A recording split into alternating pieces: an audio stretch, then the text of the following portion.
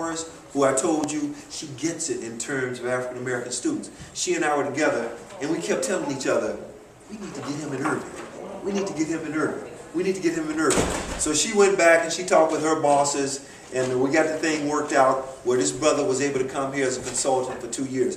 He absolutely blew us away that day that we met him. And he's been working in the district. He'll tell you some of the things that he does around the district here. I'm very, very happy to call him a friend, a true friend, and one that we talk almost daily. Yep. And not only that, my sir, do that again, what you just did.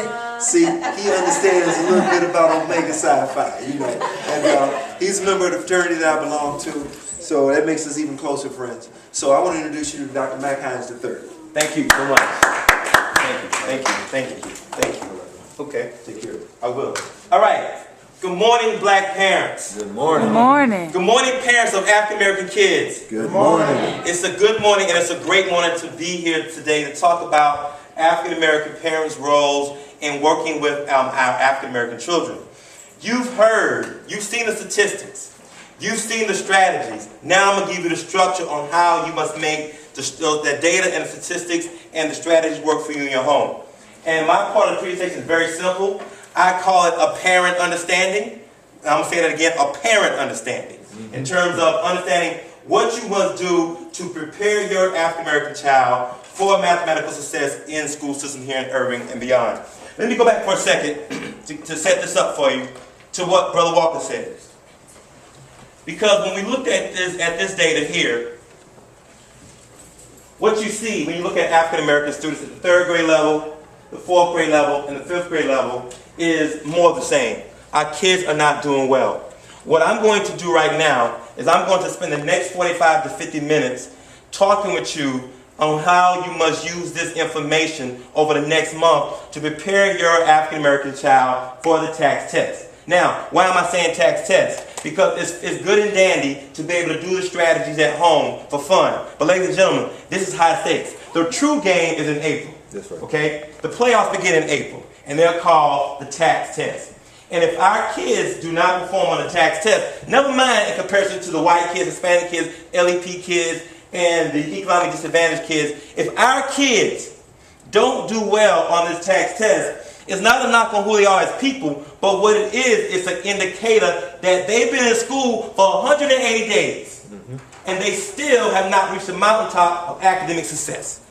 And if that's the case, that means that we are not doing what we're supposed to do as not just African American parents, but as an African American community to make sure our children are able to succeed. So what I'm going to do now is I'm going to go back to my part.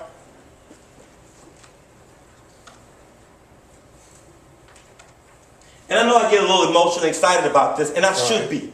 Because if I'm not excited about black kids, I don't need to be here. That's right. And if we're not excited about what we must do for our kids, then we don't need to be parents. Or we don't need to build a community and try to help them be successful. So if some of you are offended by my excitement and being emotional about this, I'm sorry, I can't help you on that. Because it's all about our kids. And if our kids are not successful, then we as a community are not successful, in my opinion. That's right.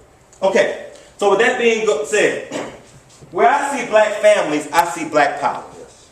And we are the power base for our black children because we are the people as parents and community leaders that must parent our children and will them to be successful in these school systems. Now, let me tell you a little bit about what I do.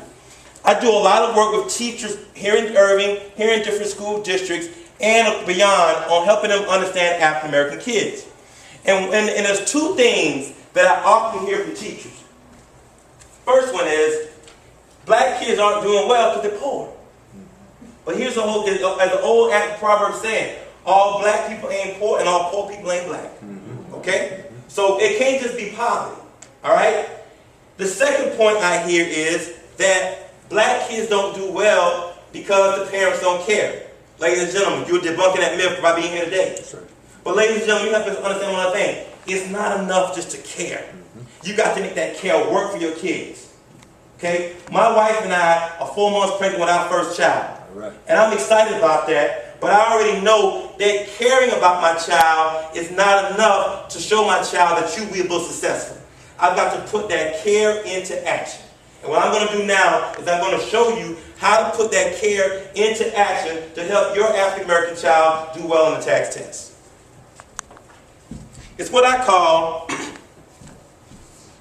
housework. Okay? Every spring we do house cleaning, right? Am I right or wrong? Every spring we do house cleaning, right? Well, now you got to do some house cleaning for the tax test. Let's look at part one.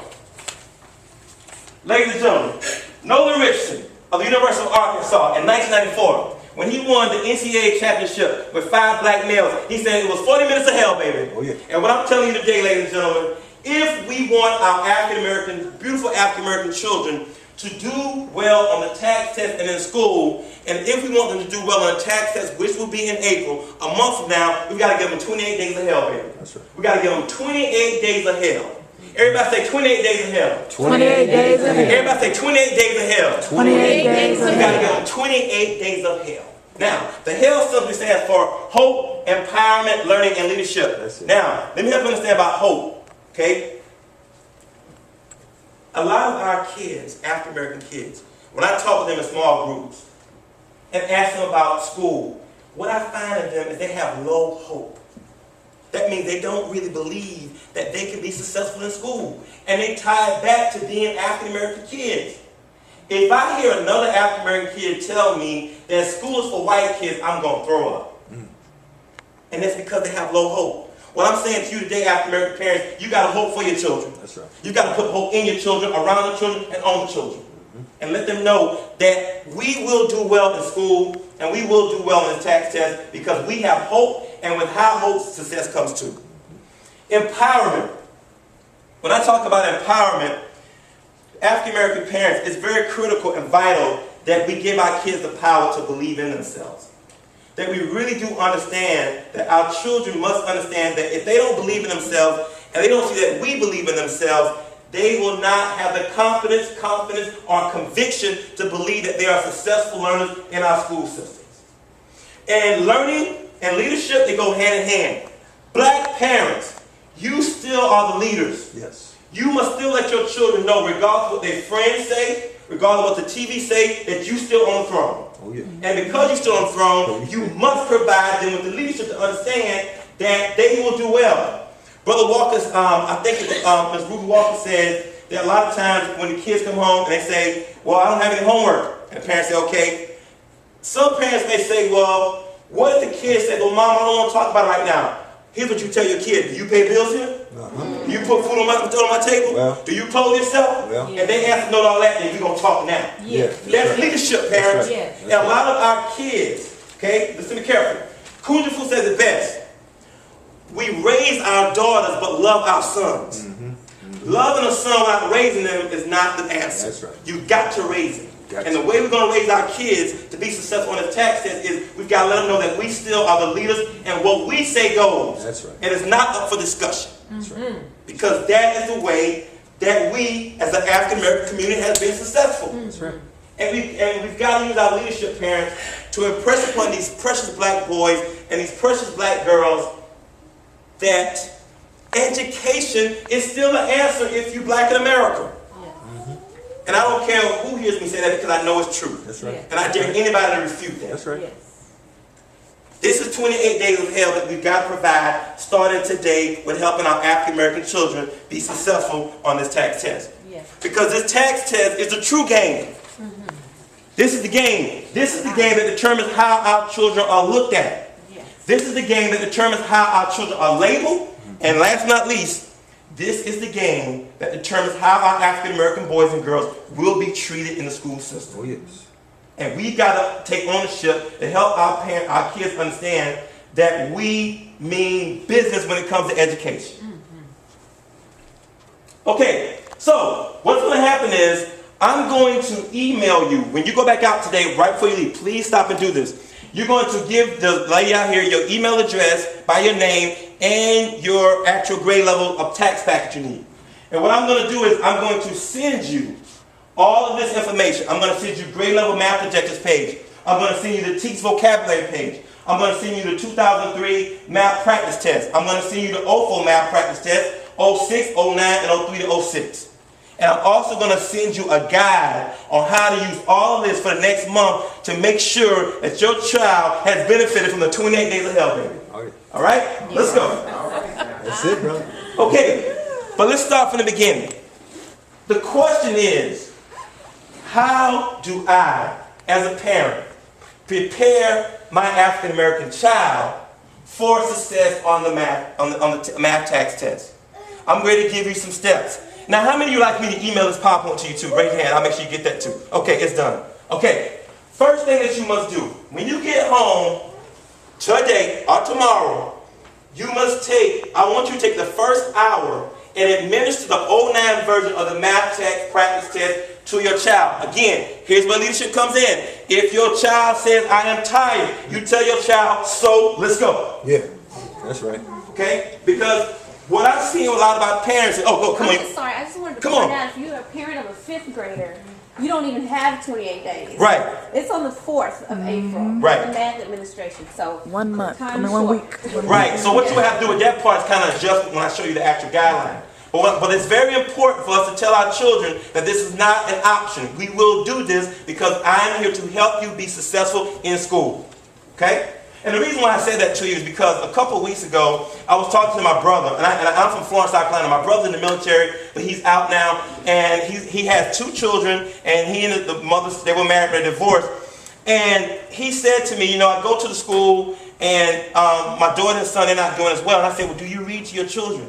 He's like, no, I don't. I was like, Greg, read to them every day. I said, what do they do when they come to your house? He said, well, they go in, they play that video game. I say, no, wrong answer. They have to read and do homework first.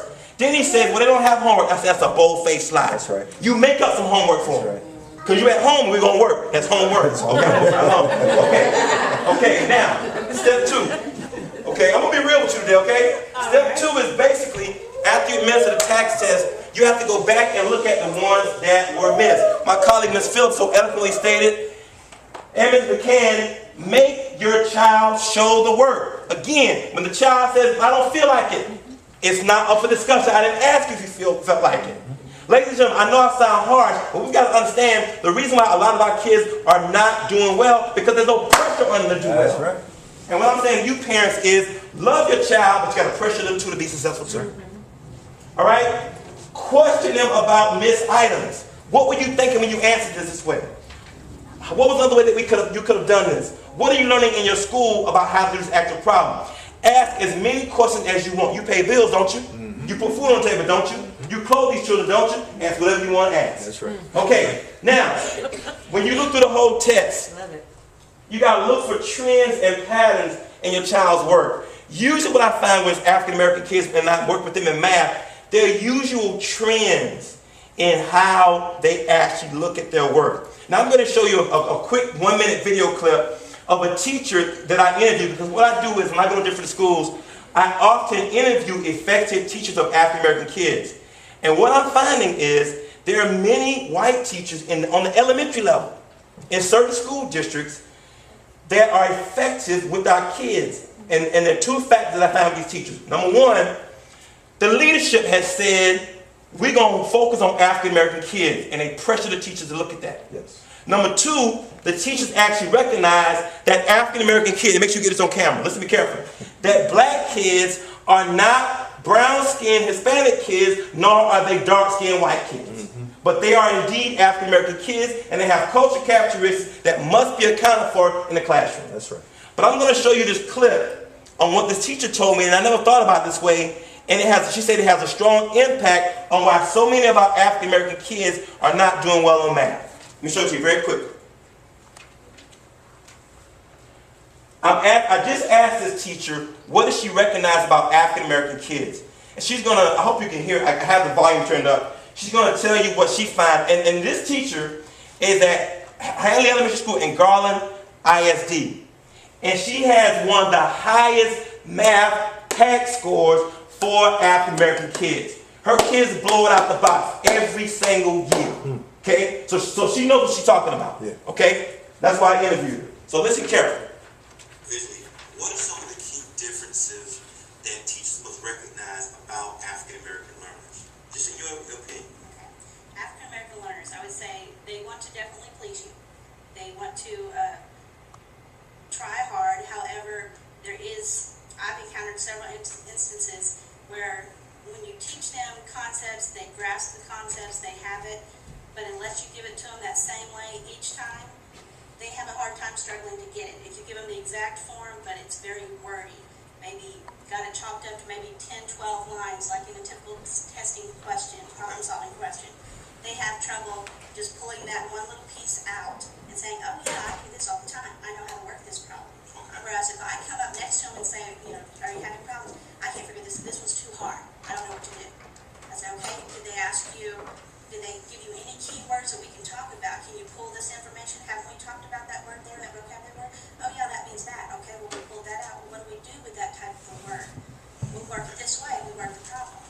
Okay, so what do you see with many of your Hispanic and Caucasian American learners that is somewhat different? Listen to this part. Not necessarily mean that the kids are better or worse, but what do you see with them in those type of situations that makes it different, that teachers must recognize that they're not always all the same? Right.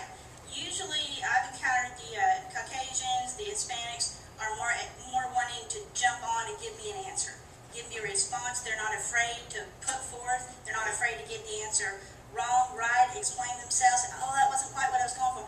Oh, okay, and they'll try to switch around and give me what they want.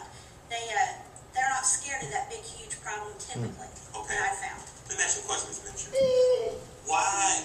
Okay, Okay, if you heard what my colleague said, and like I said, she has some of the highest test scores in the actual 5th grade mathematics at this particular school, so she knows what she's talking about.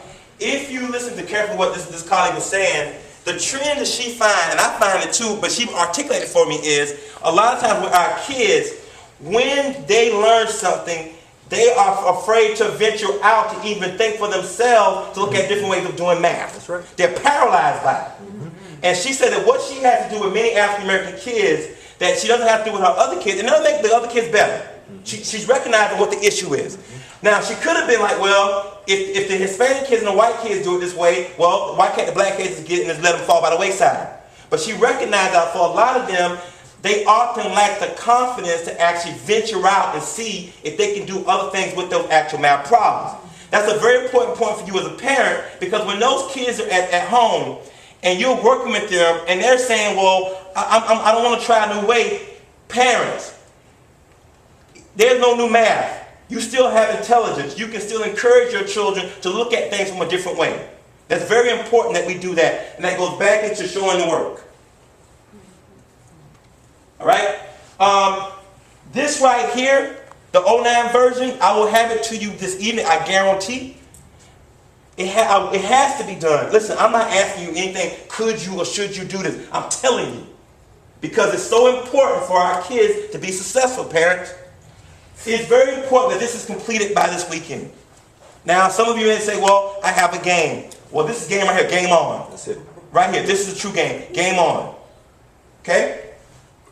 Step 3, on Monday, I am strongly telling you, I'm not asking, to set up an appointment with your child's teacher to learn more about your child's mathematical progress. I got a calendar for you, baby, because here it is, 2/8. Contact the teacher and say, listen, I want to set up an appointment with you to find out about my child's mathematical progress. Let me ask you a quick question here, parents. How many of you right now, I'm asking you, know exactly where your African American child is doing on mathematical benchmark tests? Okay, very few. I'm not asking that to embarrass you, but what I'm saying to you is this. If you don't know what's going on with your child, you can't provide the leadership. So I'm strongly encouraging and telling you that set up this appointment with your child. A lot of times teachers will say, well, black parents don't care. I'm not here to question whether you care or not. I know you care, but that's why you're here. Yes. And even if you weren't here, I can't say you don't care. But ladies and gentlemen, if this is my son and I care about him and I love him, but I don't take the time to really invest in him academically, my caring is limited. The caring has to be seen and felt. So this is the way you have this to happen with your actual teacher. Now, once you set that appointment, what you have to do next, Mack T is giving you a list of questions to go in there ready to talk about. Okay? So they don't need to fumble papers or wonder what I'm going to ask the teacher. What you're going to ask. You're going to say, hello, ma'am. How you doing? Here we go. Let's role play. Hey, how you doing, sir? My name is Mack T. I'm here for little Mack T, and I want to talk to you about my child's progress. And here's how it goes. First question I want to ask you is, give me an overview of my child's mathematical progress. Every teacher should know their children's progress. That's right. And if they don't know how to answer that, that's a red flag. That's a flag. I'm going to be real with you. Step 2, all right? What are my child's specific strengths in mathematics? Step 3, hey, teacher, what are my child's specific weaknesses in mathematics? Step 4, how well has my child performed on mathematical benchmark tests? Step 5, what are the most challenging teaching subjects for my child? Your teacher, the teachers must know this. If they're truly teaching and reaching children, they must know this. All right? Step 6. Now, here's the most important question. How have you used my child's cultural strengths to prepare him for success in mathematics? Step 7. I would like to see my child's benchmark test and test results. These questions will set the parameter on what you need to know about your child's mathematical progress. Now, if a parent, some teachers may get a little nervous because we know when African American mothers come up, they about business. Okay? Now I'm gonna be real with you today. Okay? Okay? Now, so now suppose the teacher says, I want you to say, suppose he said, is acting nervous. Here's how you answer that, ma'am. Calm down. Okay? Good. I'm gonna be real with you. Good. Ma'am, calm down. I'm not here to attack you. I'm here about my child. Now I'm gonna ask you a question. Do you care about all children?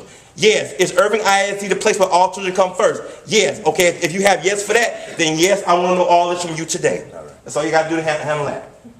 Yes. And I wanted to tell you that number 7 is so important. Most parents don't know that they can ask for this. Yes. It's your child. Right. And if it's not being sent to you, ask for it. I work in the school system and didn't know I could ask for a benchmark test. Yes. Yes. And when you ask for the benchmark test, you want to already have your data from the 09 test and compare and contrast.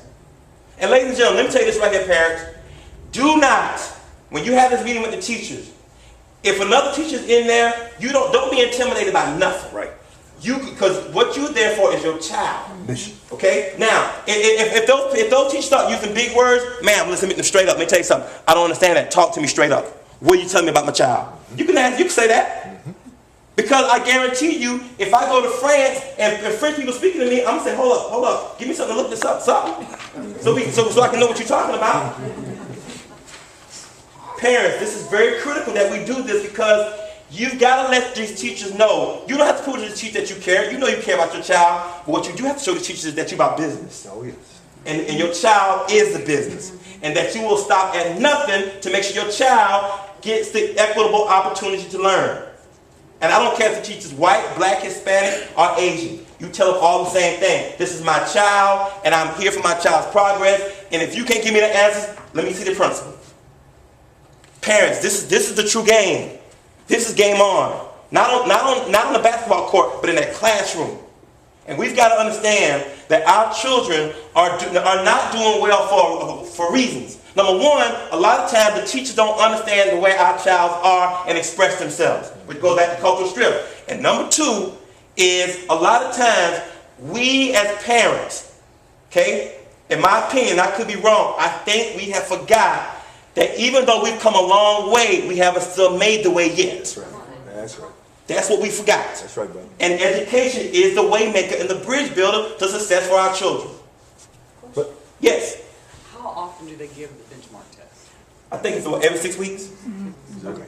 Yeah, every 6 weeks. Hey, brother, could you just back up just one moment? Sure. I think I see perhaps a challenge here on number 6. I think that's going to be a definite. I'm putting my guard up now. I'm talking from a teacher's perspective. Sure. I think perhaps if you could just talk for a moment with the parents about the question is going to come up. Well, what do you mean cultural strengths, and how do we deal with that? When the teacher asks that, what you simply want to say is, how do you recognize the way in which my child, as an African American boy or as an African American girl, influences the way in which you present some of the instruction to him?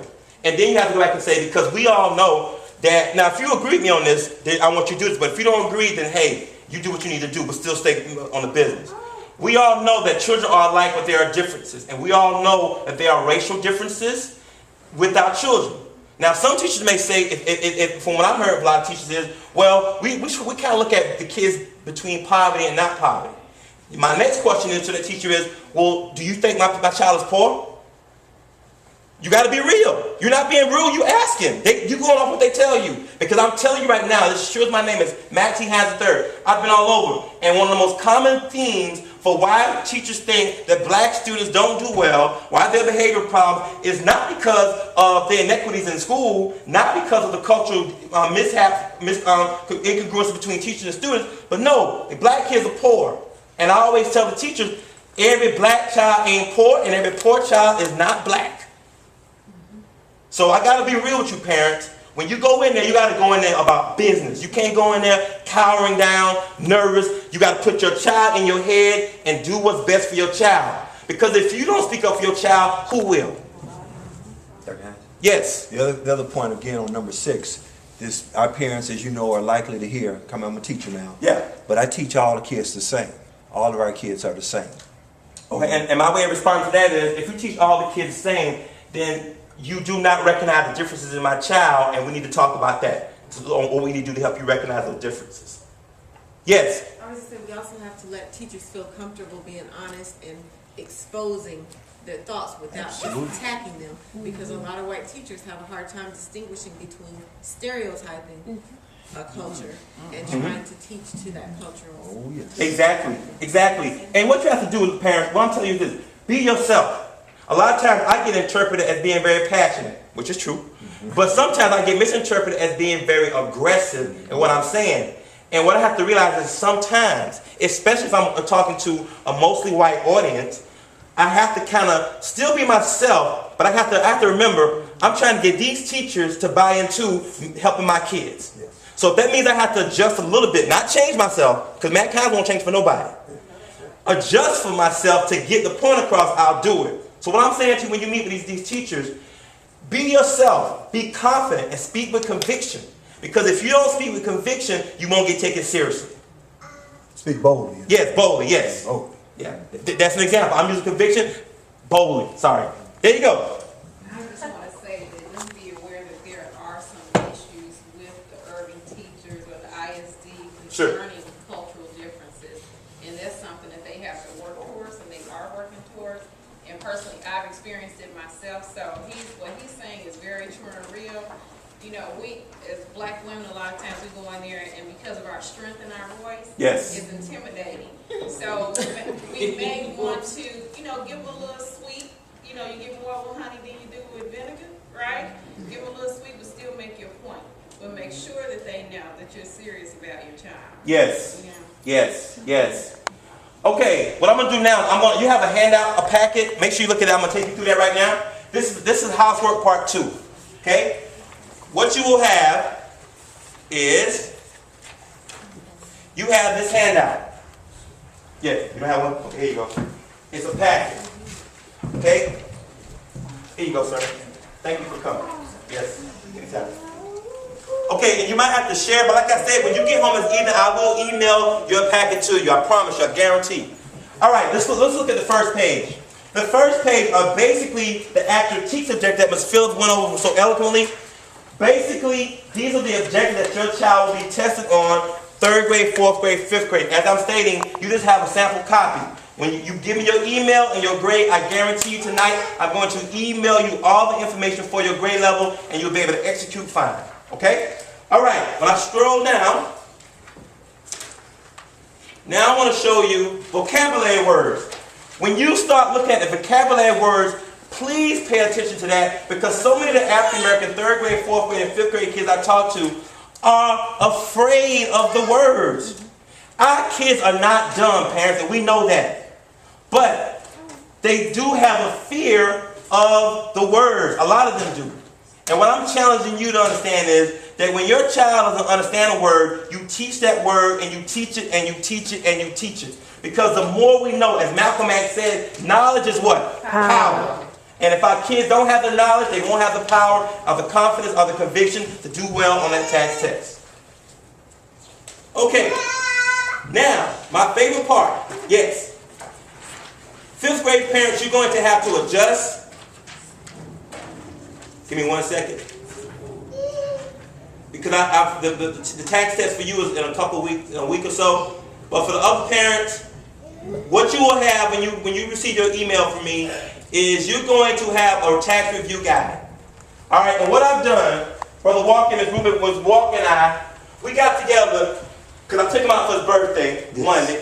He pressured me to do it, so I did it. Okay? All right. On Tuesday, we got together after the meeting, and we said, okay, we got to put something together for the parents to take away, to use. And what we came up with was the actual guide between now and April 24th. Now, 5th grade parents, you're going to have to adjust, but it can still happen. And basically, every day, we have outlined what you must review with your actual child every day. Again, I'm going to tell you now, children are children. And as my dad used to tell me when I was a child, you're a child and you don't know everything you need to know, so I'm going to know for you. And I didn't understand until I became grown. Yeah.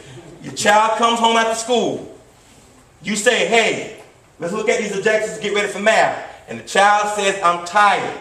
And you say, okay, but we're going to still do it right now because we have to do this because this is the deal. Parents, the reason why I'm talking to you like this is because so many teachers would tell me when they deal with African American kids, the kids talk to them like they're on the same level. Now we know good and well in the black community, there's the parent, there's the child, and there's that line, and you don't cross it. And what I'm saying to you is, your parents, some of your children, and they may not mean to be disrespectful, but they may think that they have the choice. But we know in the black community growing up, that when a parent tells you something, there's not a whole lot of choices. You do what we tell you to do because it's best for you. That's right. That's right. All right. Every day, there are certain objectives. The teach objectives, and I don't have a lot of time, but I'll give you an example, okay? On Monday, if you're a 3rd grade parent, you must go over teach objective 3.1a, 3.1b, 3.1c. On Tuesday, 3.2a, 3.2b, 3.2c, 3.2d. On Wednesday, March 30th, 3.3a, 3.3b. On Thursday, the 31st, 3.4a, 3.4b, and then teach objective 3.4c. On Friday, 3.5a and 3.5b. And then on Saturday, you then do a tax review of everything you went over the previous week. Yes, talk to me. His teacher allowed him to take his textbook home and actual practice math books. Sure. So y'all may ask for that as well. Yes. So I use that to help him through everything. What I'll be emailing all of you is, like, if you're a 3rd or 4th grade, 5th grade parent, you'll have all the versions from the last 5-6 years that you can actually look at with the actual teach objective above it, so you'll know what to pull and test on. So it's already laid out for you. The 3 of us did that over dinner. Am I right or wrong? That's right. We already have it laid out for you. All you have to do is just execute, execute, execute. All right? And that's just an example, and it goes, it's the same exact way. And then here are, also, can't forget this, because this is very important. Probably one of the most important parts, in my opinion. In tribute to the great Marva Collins. How many of you ever heard of Marva Collins? She was a famous educator in Chicago. She had the lowest of the lowest kids in the 70s. She was a substitute teacher, fed up with the way schools were educating our kids. She founded her own first school, Westside Preparatory School. And every day, Marva Collins had every kid, just like these kids recite excuses with grace and dignity, recite what we call the Marva Collins Creed. Now I'm going to see if I can enlarge it, because we're going to do this together as a family. All right. Let's read it from the top. Come on. Society will draw a circle that shuts me out. Let's go. But my superior thoughts will draw me in. Keep it going. I was born to win, but I do not spend too much time trying to fail. I can become a citizen of the world if I don't spend too many energies attempting to become local. I will ignore the tags and names of society, since only I know what I have the ability to become. I will continue to let society predict. Come on, parents. But only I can determine what I will, can, or cannot do. Failure is just as easy to combat as success is to obtain. Education is painful and not gained by playing games. But I have seen failures destroy millions with promised hopes and broken dreams. While I have the opportunity, I shall not sit on the sidelines, bitter with despair, and wish later that I had become a literature lifter of this world instead of a failing learner. Come on, parents. I will use each day to the fullest. I promise that each day shall be gained, not lost, used, not thrown away. Yet it is my privilege to destroy myself if that is what I choose to do. I have the right to fail, but I do not have the right to take my teacher and other people with me. God made me the captain of only one life, my own. Therefore, if I decide to become a failure, it is my right. we were all promised a pursuit of happiness, and that is what I must do. Pursue happiness and success for myself. No one will give it to me on a proverbial platter, and no one will care as much about me as I care about myself. Parents, amp it up. Let's go. But I must be willing to accept the consequences of that failure. And I must never think that those who have chosen to work while I played, rested, and slept will share their bounties with me. I will wave proudly my flag, Signifying that I am a failure by choice. But I will never envy those who have selected to wave their unfurled banners announcing their success.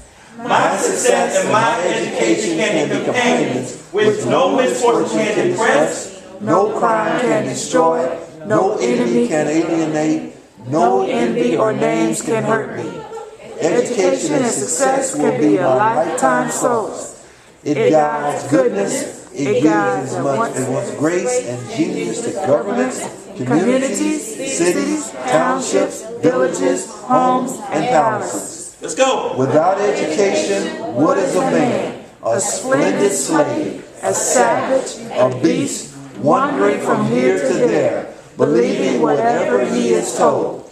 God is not some cosmic bellboy who comes at my beck and call. If I want to achieve, the first step must be my own undertaking. Likewise, if I want to fail, that too is my choice. Everybody stand up and read the last one. Come on. Chance comes to all of us. Whether I decide to take the time and chance is indeed my own choice. I can either be hesitant or courageous. Life does not indeed maroon the hesitant and inspire the brave.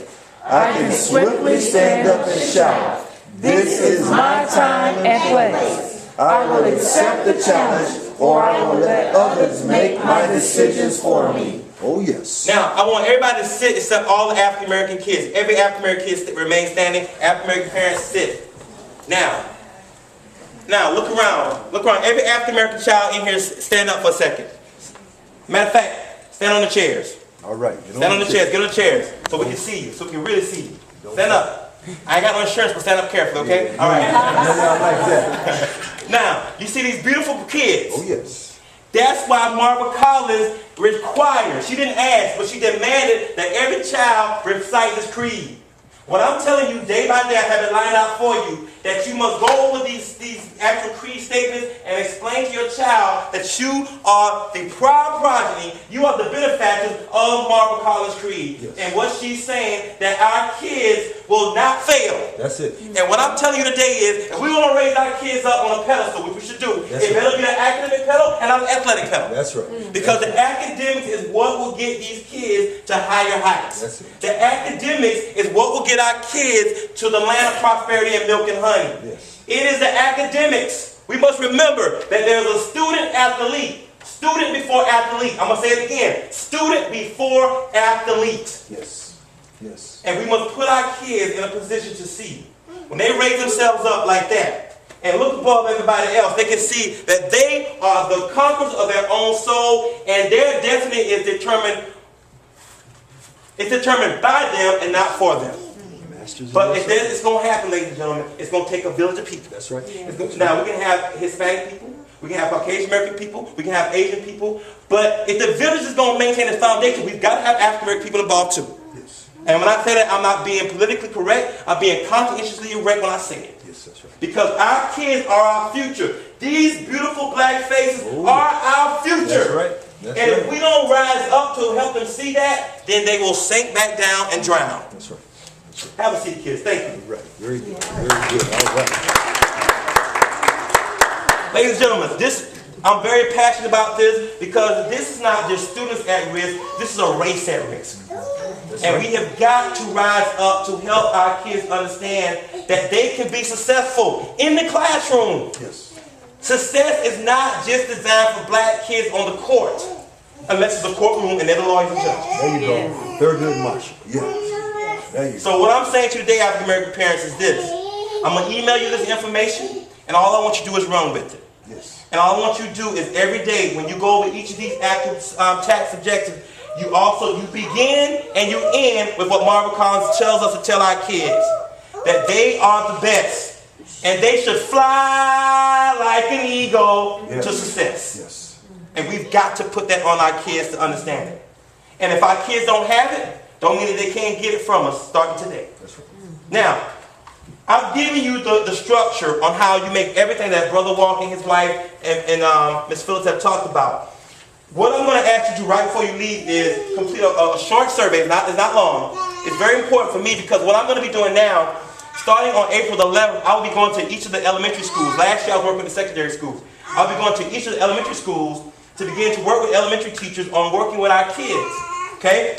Now, this survey is all about what you perceive to be concerns you have about your child's position for success in the actual school. We spent the last 2 hours and 40 minutes telling you what you must do.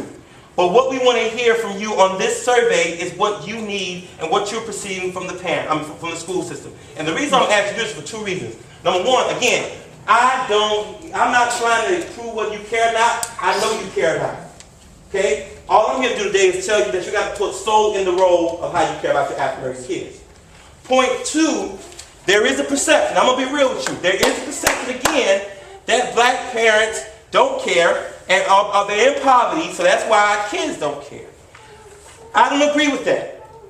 I have my own research, but I want to know what you as parents are saying so that I can use that to strengthen my resolve when I step before these teachers and say, here's what you must understand about African American parents.